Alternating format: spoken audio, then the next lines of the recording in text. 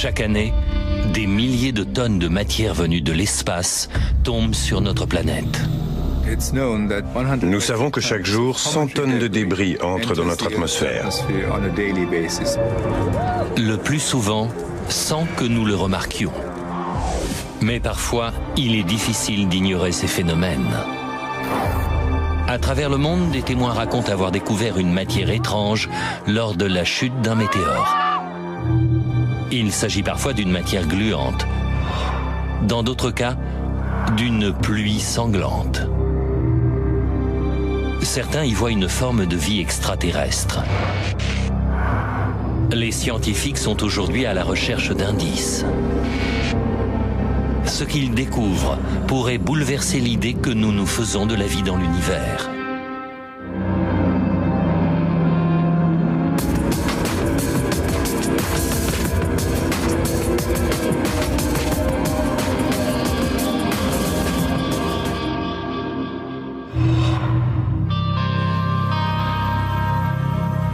« 28 novembre 2001 à Manchester, en Angleterre.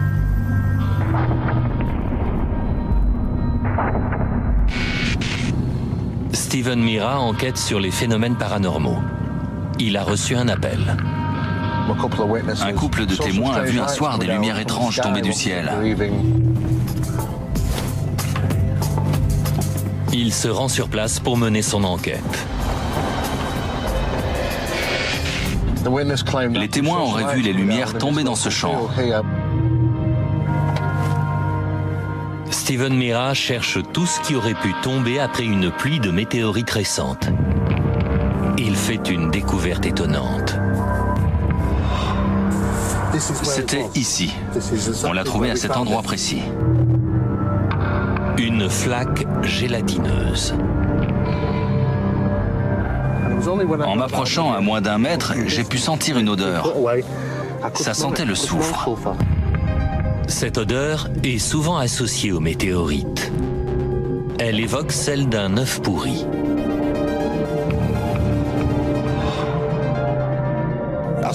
J'ai voulu prendre un échantillon.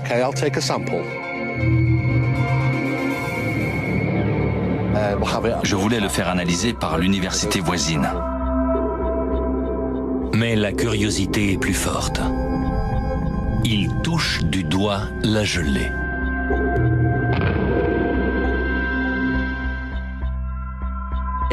Une chose extrêmement surprenante s'est produite. Elle a semblé se désintégrer en se liquéfiant à l'instant où je l'ai touchée.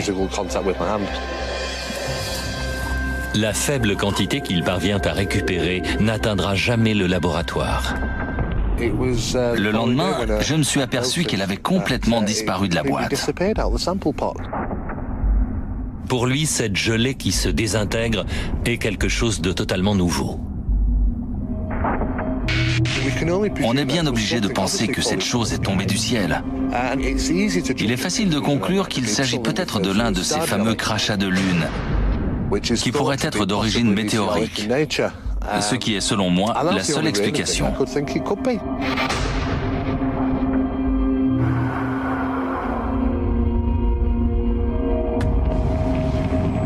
Stephen Mira n'est pas le premier à découvrir d'étranges substances après une pluie de météores.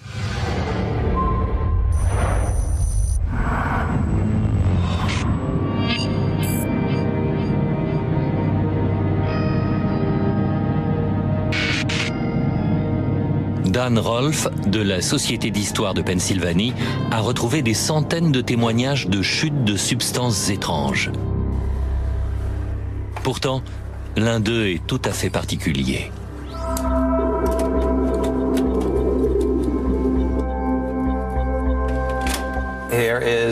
Voici un article du Philadelphia Inquirer intitulé « Une soucoupe volante se dissout ».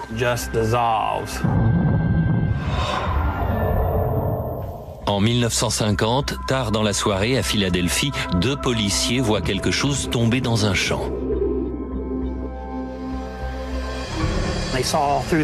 À travers leur pare-brise, ils ont vu un objet tomber du ciel. Ils appellent immédiatement des renforts par radio. Je ne sais pas ce que c'est. Ils ignoraient ce dont il s'agissait avant d'arriver sur place. C'est alors qu'ils ont découvert cette matière gélatineuse. Non, je ne sais pas ce que c'est. Cet article raconte que l'un des policiers a décrit une lueur violacée, presque une brume qui semblait contenir des cristaux. Les policiers n'avaient jamais vu une telle chose. L'un des policiers raconte ensuite qu'une partie de cette masse qu'il a touchée s'est dissoute et n'a laissé qu'un petit résidu collant. Cet incident a inspiré un film d'horreur culte.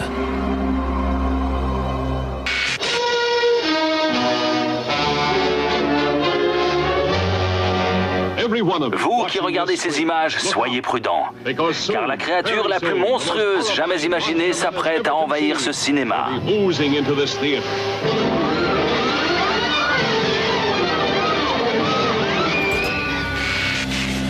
Mais dans la réalité, cette matière a une durée de vie très courte. En 25 minutes, tout avait disparu. Je vous jure qu'elle était là. Elle s'est évaporée sans laisser de traces. Il ne restait plus rien à analyser.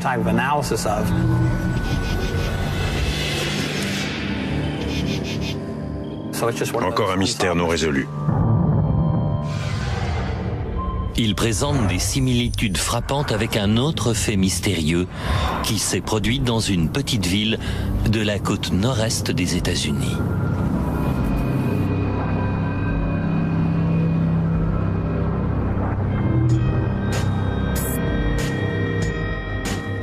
En août 1994, pendant la pluie annuelle de météores des Perséides, une étrange averse de gélatine frappe la petite ville d'Oakville.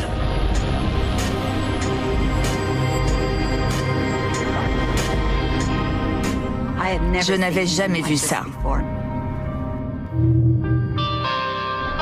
Beverly Roberts découvre une étrange substance dans son jardin. Une matière gluante recouvre les branches de ces arbres. Il y en avait ici. J'ai fait couper cet arbre, mais ses branches allaient jusque-là. Et le gel pendait le long des branches. C'était vraiment répugnant. Beverly Roberts n'est pas la seule à découvrir cette substance étrange. En sortant de chez moi, j'ai compris ce que c'était parce que tout le monde en parlait. J'en ai pris et je l'ai touché. Ça ressemblait à de la gélatine, mais ça ne fondait pas. Peu de temps après avoir touché cette substance gélatineuse, des habitants d'Oakville tombent malades. Je me suis réveillée et je suis tombée. Je n'arrivais ni à m'asseoir ni à me lever. J'étais désorientée. J'avais des étourdissements. Beverly Roberts et d'autres personnes font appel aux services médicaux d'urgence. Je suis restée à l'hôpital à peu près 5 jours. Tous ceux qui l'ont touché ont été malades. La substance gélatineuse apparaît encore sporadiquement dans la région d'Oakville.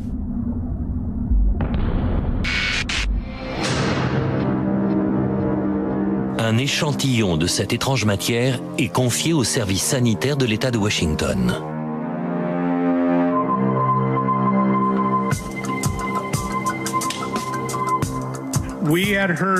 On savait qu'il y avait eu des malades. Nous l'avons manipulé très prudemment et nous l'avons emporté dans notre zone de confinement. Mike McDowell travaille comme microbiologiste pour cet État et c'est lui qui effectue les analyses. Nous avons trouvé 2 organismes, des Pseudomonas fluorescens et des entérobactères cloaqués. Ces 2 bactéries sont parfois à l'origine de graves maladies. Elles peuvent provoquer des infections urinaires et même des septicémies. Mais il est difficile de croire que ces organismes toxiques pourraient venir de l'espace. Mike McDowell a une autre théorie sur cette gelée. Elle ne changeait pas. Ce devait être une sorte de matrice. Une matrice est une matière qui contient d'autres substances. Dans la nature, il s'agit par exemple de la gelée de protection qui entoure les œufs des amphibiens. Ces matrices peuvent aussi être fabriquées par l'homme. Elles peuvent transporter des agents neurotoxiques, des produits chimiques, des organismes, des virus. Les théories conspirationnistes sur l'origine des bactéries se propagent dans Oakville. Pour certains, il s'agissait peut-être de vols militaires et d'expériences.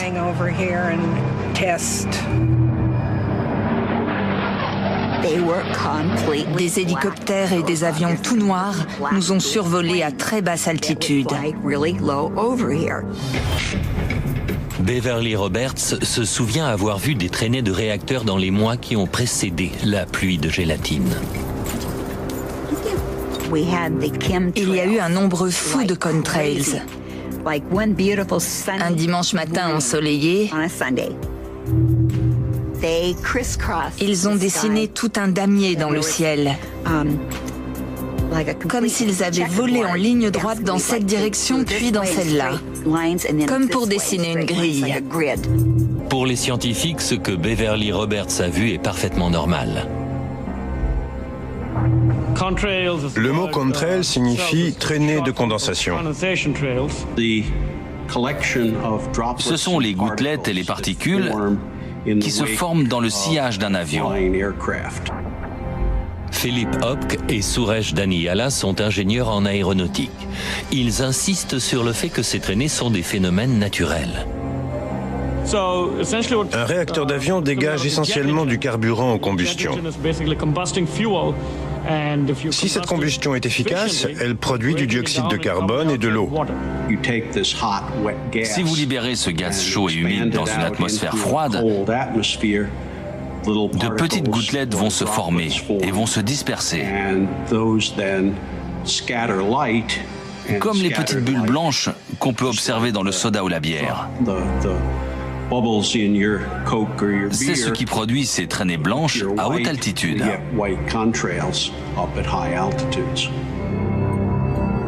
Mais Mike McDowell pense qu'il y a autre chose.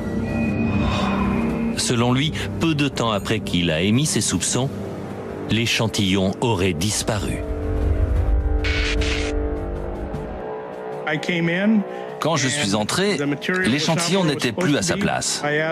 J'ai interrogé la direction qui m'a répondu mot à mot « Ne posez pas de questions ». Cette matière, même si je ne peux pas le prouver, a été fabriquée par quelqu'un dans un but. Et pour une raison quelconque, on a décidé de la tester sur Oakville. Sans ces échantillons, on ne saura jamais la vérité. C'est alors qu'une habitante apporte un échantillon de cette matière qu'elle a conservé au congélateur. Grâce à ce nouvel échantillon, il va être possible de faire toute la lumière sur ce mystère. Cette fois, l'échantillon est confié à un laboratoire d'analyse privé. Il avait environ la taille d'un petit pois. Il était très petit, couleur gris, gris clair. Ça ne ressemblait à rien. En tout cas, moi, je n'avais jamais rien vu de semblable. Le microbiologiste Tim Davis l'examine au microscope.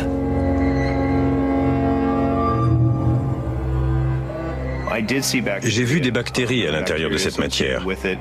Difficile de dire s'il s'agissait d'une contamination.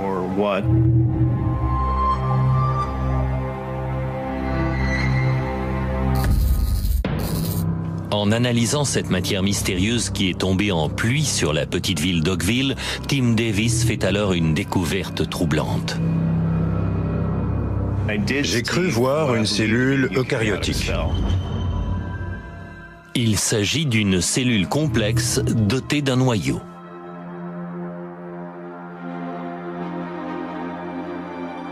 Elle ressemblait à un globule blanc. Sa présence ici était inexplicable. La présence de cette cellule intrigue le microbiologiste. Le collègue à qui j'ai demandé de l'examiner était de mon avis. C'était quelque chose qu'on n'aurait jamais dû voir dans cette matière. Cela signifiait qu'elle provenait d'un tissu vivant ou de quelque chose doué de vie. Mais avant qu'il puisse l'examiner de plus près, l'échantillon se volatilise. De la même manière que les autres échantillons de crachat de lune dans le monde. Il donnait l'impression de ne pas vouloir rester ici. On n'a pas réussi à le conserver. Il a fini par disparaître en séchant. Mais Tim Davis et son collègue en ont vu assez pour en tirer une conclusion. Ce que nous avons vu ne ressemblait pas à un polymère fabriqué par l'homme, ni à du matériel absorbant. Ça paraissait d'origine biologique. Il n'est pas convaincu par une origine extraterrestre. Je ne crois pas à cette théorie qui voudrait que ça vienne de l'espace. Mais je suis ouvert à tout. Alors c'est possible. Une possibilité bien réelle.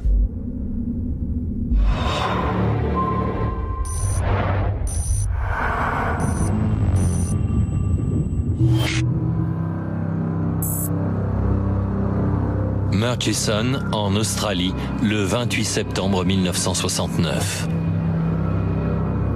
Au petit matin, les habitants de cette ville côtière aperçoivent une boule de feu éclatante qui traverse le ciel.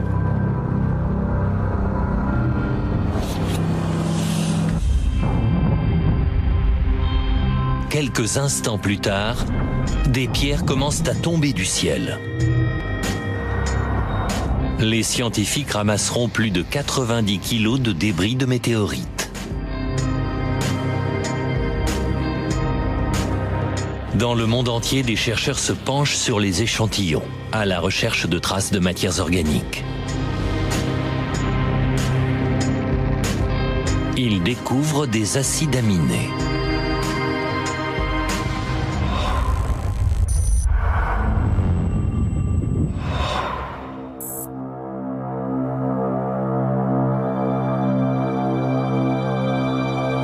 Depuis des années, les chercheurs de la NASA étudient ces matières météoriques dont ils ont beaucoup à apprendre.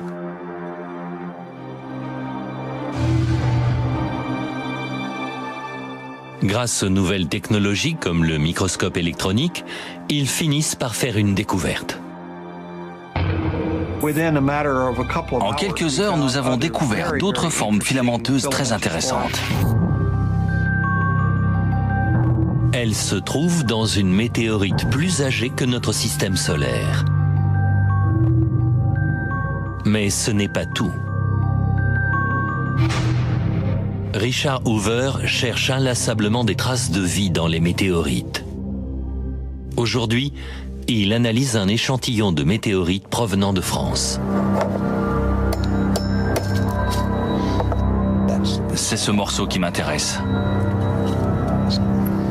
On casse la météorite et on cherche des surfaces fraîchement fracturées pour être certain qu'elles n'ont pas été contaminées après la chute de pierre.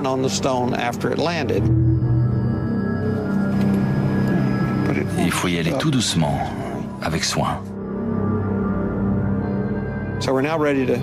On la place dans le microscope électronique pour essayer de découvrir quelque chose. Ah, c'est magnifique. Leurs soupçons se confirment. On veut une image de cette partie, avec ce long filament qui sort.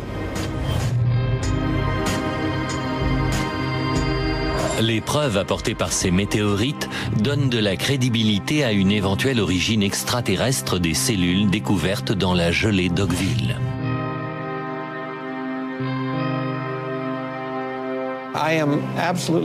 Je suis certain que nous avons devant nous les restes fossilisés de micro-organismes prokaryotiques filamenteux.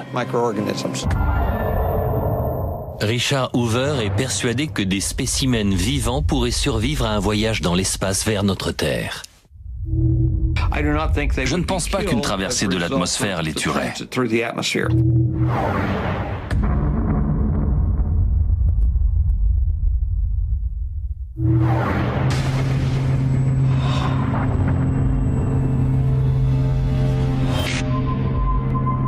En Inde, des chutes abondantes de météorites provoquent une autre pluie étrange.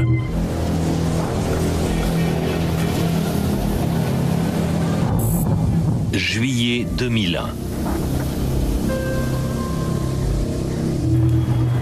Une explosion se fait entendre dans le ciel. Puis, comme chaque année, la mousson estivale apporte son lot de pluies diluviennes dans le sud de l'Inde. Mais cette fois, il s'agit d'une pluie rouge sang.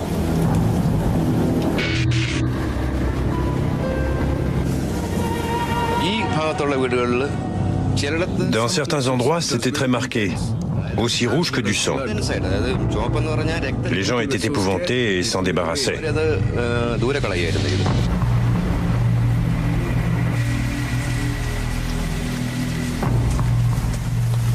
Cette pluie sanglante terrifie la population. Dans l'hindouisme, il existe une ère de destruction dont les signes seront le chaos et une pluie de feu.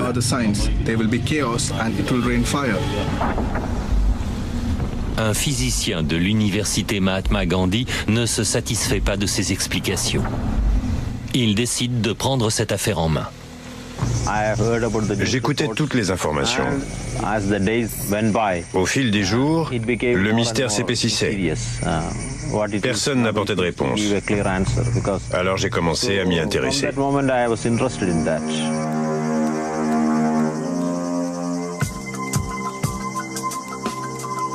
Les autorités indiennes affirment d'abord qu'une poussière venue d'Arabie a teinté la pluie en rouge. Mais Godfrey Louis n'y croit pas. Il est convaincu que cette pluie rouge est particulière et il en recueille des échantillons dans des villages du Kerala. Placées sous un microscope électronique, ces particules rouges n'ont plus rien à voir avec de la poussière.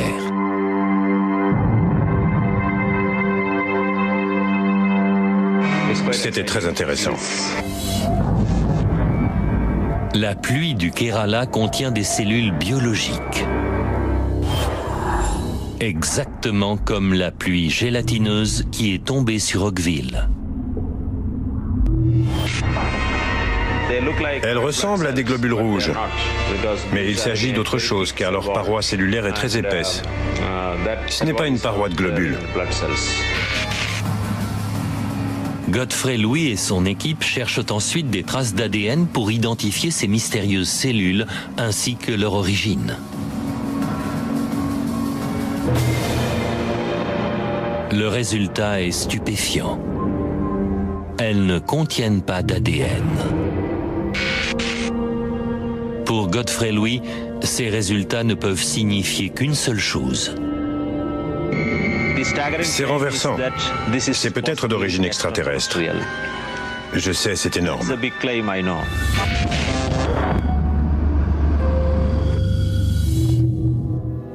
Des échantillons de pluie rouge sont envoyés à des universités étrangères qui effectueront d'autres analyses.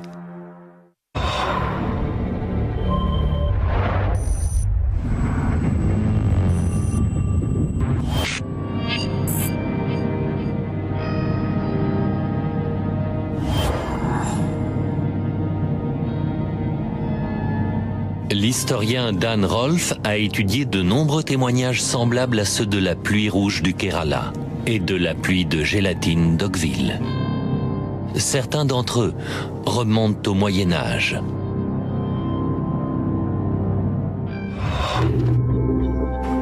Nous conservons ici 21 millions de manuscrits, 700 000 livres, 500 000 illustrations. Voici une Magna Britannia publiée en 1720. On y lit, selon nos chroniques, au cours de l'an 1176, une pluie de sang est tombée pendant 2 heures sur cette île. Les mêmes faits se seraient produits à Poole, dans le Devonshire, le 20 juin 1653. Cet article du 20 janvier 1893 s'intitule « Un étrange phénomène ». Il raconte qu'une substance blanche et filamenteuse est tombée sur le sol en grande quantité.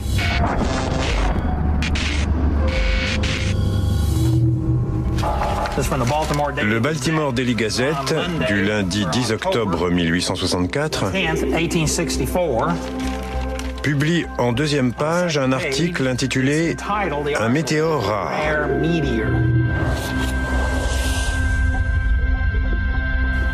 Il y est écrit « On a vu un grand météore tomber la nuit du 9.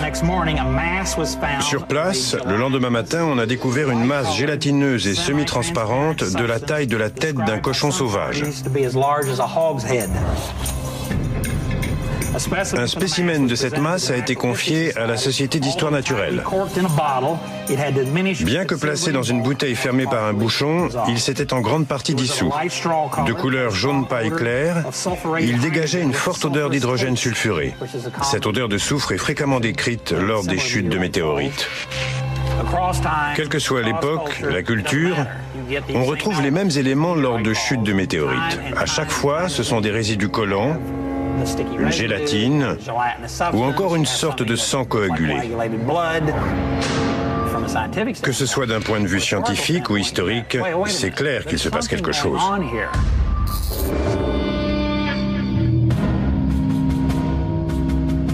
Ces témoignages de pluie et de substances étranges tombant après des météorites conduisent certains à croire qu'une vie extraterrestre féconde peut-être notre planète.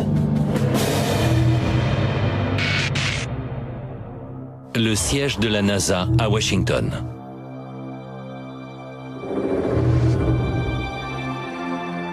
Cassie Conley y est responsable de la protection biologique planétaire. 10, 9, 8, 7... Sa mission consiste à s'assurer que nous ne contaminons pas d'autres mondes avec du matériel biologique terrestre.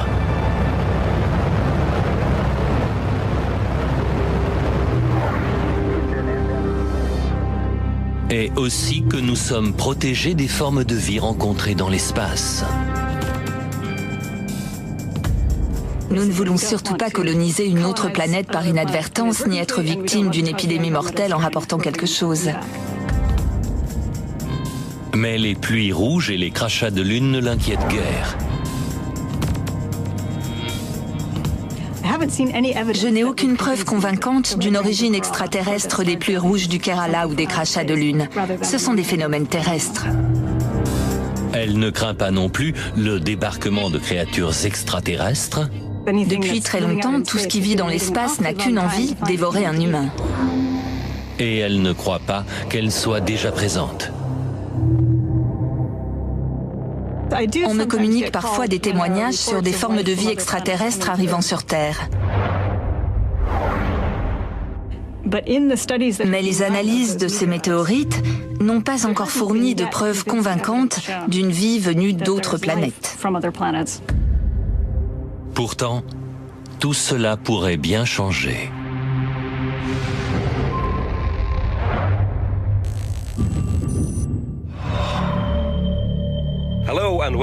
Bienvenue à l'édition dominicale d'Out of Doors en direct sur BBC Écosse.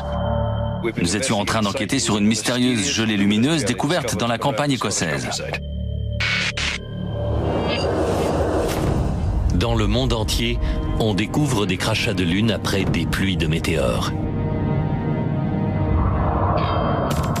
Récemment, de nombreuses observations ont été faites en Écosse.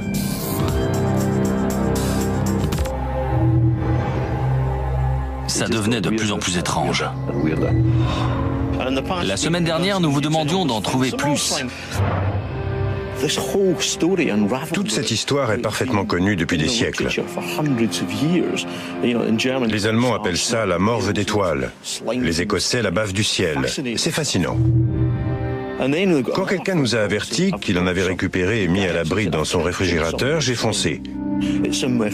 J'ai récupéré ce truc et je l'ai apporté à des scientifiques qui sont restés perplexes. Le reportage de la BBC déclenche des réactions dans le monde entier. On a eu plus de 500 000 visiteurs sur notre site la première semaine. C'est un mystère à l'échelle mondiale. Nikki nous parle dans sa lettre d'une gelée. Elle nous dit « Ça ne ressemble à rien de connu, j'espère que vous découvrirez ce que c'est, je meurs de curiosité. » Un échantillon provenant d'une découverte récente arrive à l'Institut Macaulay en Écosse. On a un nouvel échantillon. On ne peut pas tirer grand-chose de cette photo. Ça remonte à la semaine dernière, à Bathgate. On va l'examiner au microscope pour tenter d'y découvrir une structure. Le biologiste Andy Taylor doute que cette gelée soit tombée du ciel. Il propose une explication beaucoup plus simple. Je suis certain qu'il existe de nombreuses explications, mais les 3 ou 4 échantillons que j'ai vus sont tous constitués d'une substance amphibie très proche des œufs de grenouille.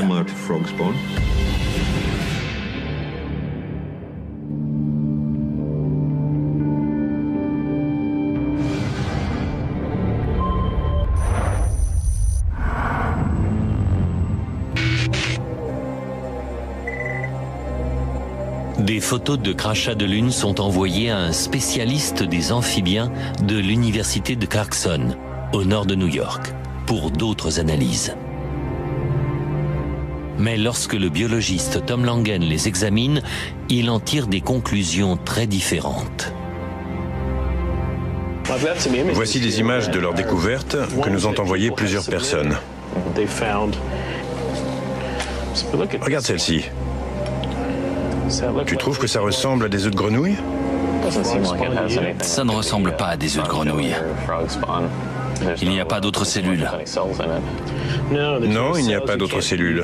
C'est amorphe. On ne distingue pas les capsules d'œufs.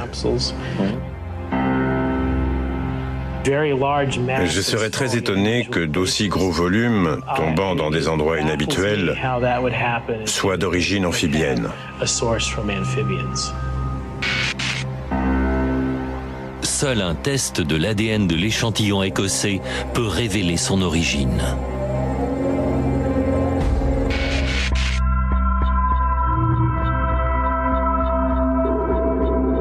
Andy Taylor prépare l'échantillon pour le test d'ADN en espérant découvrir son origine mystérieuse. Il est convaincu qu'il ne provient pas de l'espace. Si on examine sa texture, il est absolument impossible qu'il survive à une traversée de l'atmosphère, sauf s'il se trouve à l'intérieur d'un météore. Effectivement, de nombreux météores sont bien plus qu'un simple morceau de roche. Certains sont des boules formées d'un mélange de glace et de minéraux. Des météorites découvertes par le passé montrent qu'un noyau gelé peut survivre à une entrée dans notre atmosphère. Théoriquement, tout ce qui est gelé à l'intérieur du noyau peut rester intact jusqu'à l'atterrissage. À l'université de Clarkson, Tom Langen a préparé une expérience pour le vérifier. Il se sert d'œufs de grenouille congelés pour simuler le mystérieux crachat de lune. La question à laquelle nous essayons de répondre est la suivante. Une substance similaire à la gelée qui entoure les œufs des amphibiens pourrait-elle survivre à ce voyage et se déposer sur Terre si elle était transportée par un objet extraterrestre? Tom Langen a soumis des échantillons de cette gelée d'œufs aux conditions d'un séjour dans l'espace. L'amplitude des températures dans l'espace est considérable. Elle va de moins 73 à plus 100 degrés Celsius en présence d'étoiles comme notre Soleil. Cet échantillon a été chauffé dans un four, puis congelé toute une nuit pour reproduire les températures extrêmes de l'espace. Mais la congélation des substances biologiques ne garantit pas leur conservation. Le processus de congélation peut entraîner la destruction des composés biochimiques.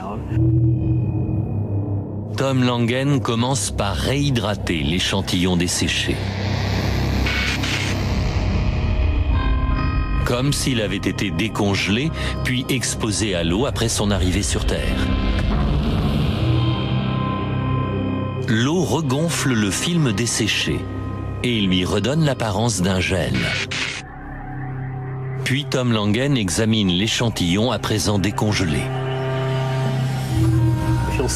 Regardez ici. Ça ressemble beaucoup à de la gelée. Ça a formé un tapis collant. Ces travaux confortent la théorie d'une gelée biologique capable d'arriver sur Terre dans le noyau congelé d'un météore. Si les substances biologiques découvertes dans les échantillons du Kerala, d'Oakville et d'Écosse ont pu voyager dans des météores, il serait possible que ces météores apportent également du vivant sur notre planète.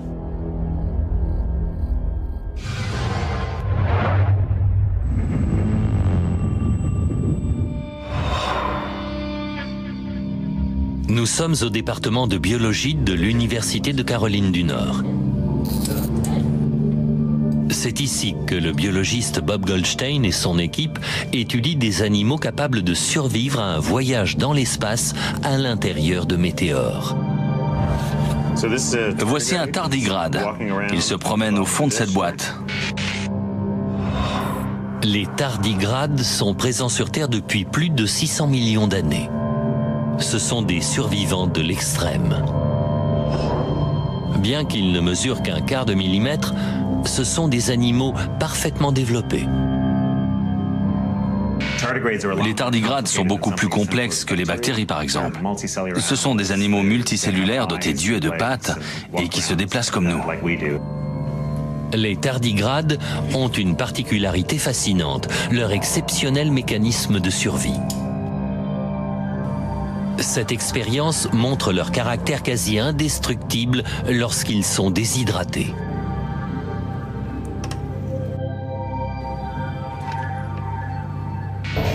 Leur corps cesse tout mouvement. Leurs pattes disparaissent, ils prennent la forme d'une boule que les scientifiques appellent un tonnelet. Quand les tardigrades entrent dans la phase du tonnelet, leur métabolisme s'arrête et ils peuvent survivre dans les pires conditions. Ils survivent à moins 272 degrés Celsius quand le mouvement moléculaire est pratiquement arrêté. Ils peuvent également survivre à des fournaises de 150 degrés. Ils survivent à des températures extrêmes, des pressions extrêmes, des radiations extrêmes. Ces qualités font des tardigrades de parfaits voyageurs de l'espace. Ils paraissent morts, mais ils sont entrés en état de cryptobiose. Si on leur apporte de l'eau, ils revivent et repartent sur leurs pattes. On ressuscite les tardigrades tout simplement en les réhydratant. Si ça marche bien, ils devraient regonfler avec de l'eau et recommencer à se déplacer en quelques heures. Les tardigrades déshydratés sont là. J'ajoute l'eau. Ils absorbent l'eau, grossissent un peu et leurs pattes ressortent. D'ici quelques heures, ils devraient recommencer à se balader. En 2007, des scientifiques ont soumis des tardigrades au vide spatial pour mieux connaître leur formidable technique de survie. Lorsqu'ils les ont ramenés sur Terre, ils les ont humidifiés et ils sont très bien repartis. Ils ont produit de nouveaux embryons. Ces qualités extraordinaires nous laissent penser que des créatures extraterrestres seraient capables d'atteindre notre planète sur un météore. En Écosse, les résultats des tests d'ADN de la mystérieuse gelée sont arrivés.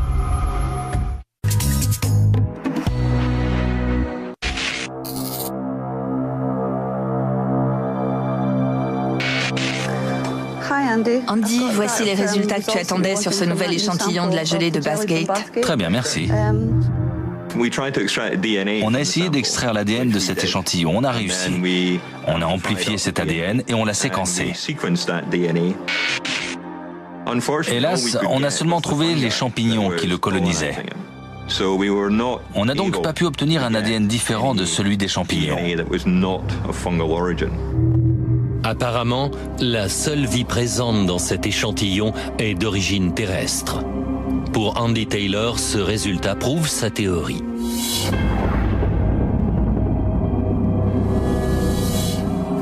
Ça ne vient pas de l'espace. Je ne crois pas beaucoup à la panspermie qui voudrait que l'origine de la vie se trouve ailleurs.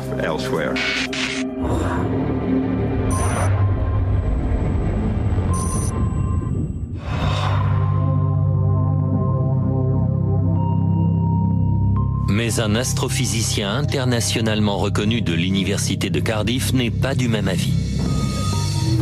Il vient peut-être de découvrir le chaînon manquant qui prouverait qu'une vie extraterrestre arrive sur Terre sous forme de pluie.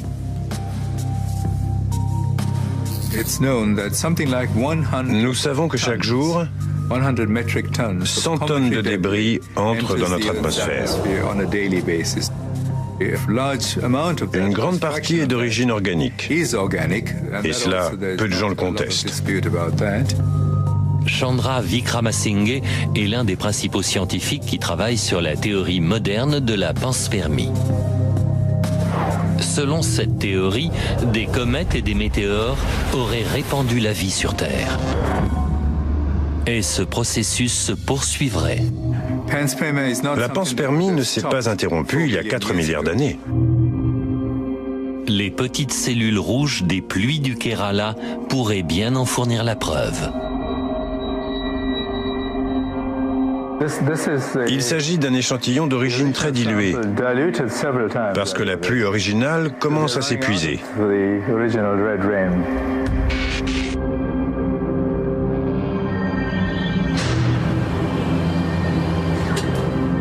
Les premières analyses confirment l'origine biologique des cellules.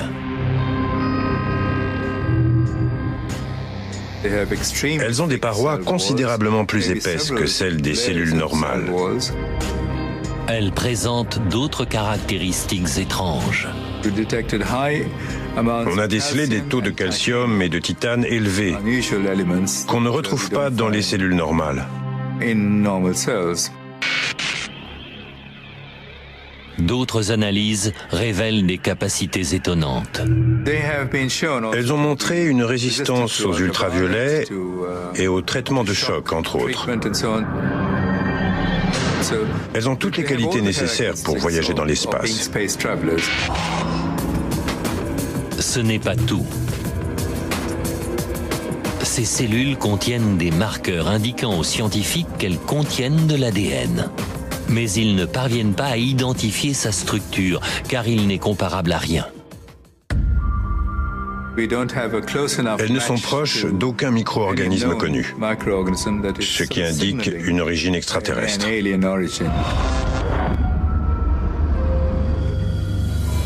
L'équipe de Chandra Wickramasinghe a récemment fait une découverte encore plus inattendue. Nous avons découvert il y a quelques semaines que les cellules de cette pluie rouge pouvaient se reproduire dans un autoclave à 230 degrés. Non seulement ces cellules sont faites pour survivre à une traversée de notre atmosphère, mais elles s'y épanouissent. Ce sont les organismes les plus thermophiles, les plus amateurs de chaleur que je connais sur Terre. Pour Chandra Wickramasinghe, la portée de cette découverte est considérable. Nous n'avons pas pu prouver leur origine extraterrestre, mais elle fait de moins en moins de doutes. Cela pourrait être aussi le cas pour beaucoup des crachats de lune découverts. On retrouve ces pluies rouges dans des témoignages parfois antérieurs au temps biblique. Les crachats de lune aussi sont très anciens. Je crois qu'on ne peut pas exclure la possibilité d'un lien entre les deux.